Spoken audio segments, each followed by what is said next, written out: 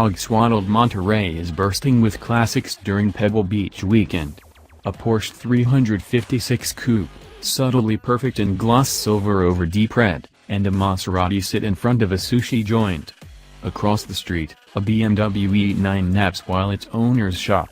The few pedestrians here on Lighthouse Avenue are gawking at the Range Rover gliding by. We haven't driven this British chimera in the US yet. Our first drive was in the UK, so we took this opportunity to drive the Evoque Convertible around the peninsula for the weekend to see what the reaction on the street, from real live Americans, would be. Even in municipal fleet white with as anonymous a black soft top as they come, this thing roots bystanders to the curb and sends out tractor beams to draw their eyes to its flanks.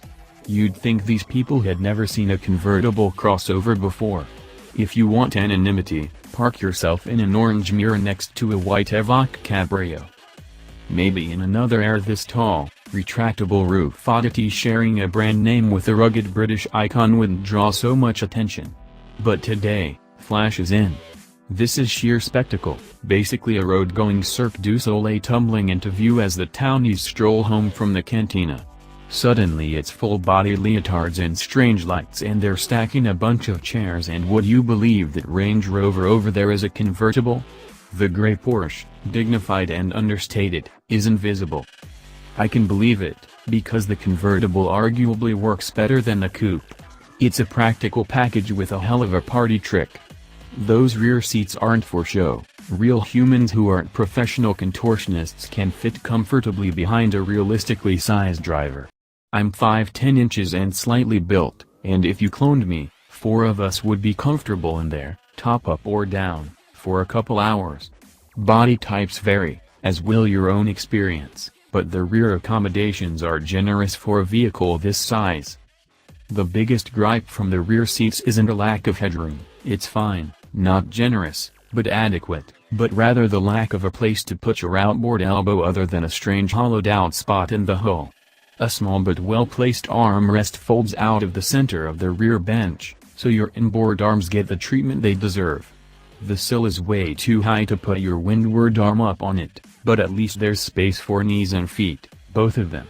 The grandkids will have plenty of room to wind up for a really satisfying seatback kick.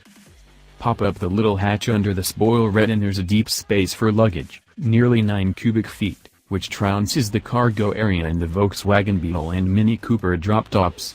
An origami wind blocker folds into a wide, flat shape when not in use, and doesn't eat much precious cargo room.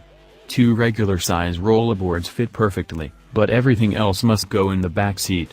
Plan accordingly based on expected use. 2 couples seeking a weekend getaway can pile in, but the luggage won't. As is standard practice, there's a brace of extra bracing under the Evoque Convertible to keep it from shimmying over rough spots. There wasn't enough scuttle shake to be worth mentioning, but the dash indoors emitted strange and transient rattles. Convertibles make noise, sure, but pay attention on your test drive if this sort of thing drives you bonkers. That extra metal and the top itself are the reasons the convertible is a few £100 heavier than the last Evoque coupe we drove. It's still spry thanks to the 240 horsepower turbocharged inline-4. Ask for a little scoot and you'll have to wait for the boost to build before it scampers away. Ask for a lot, and suddenly the ZF9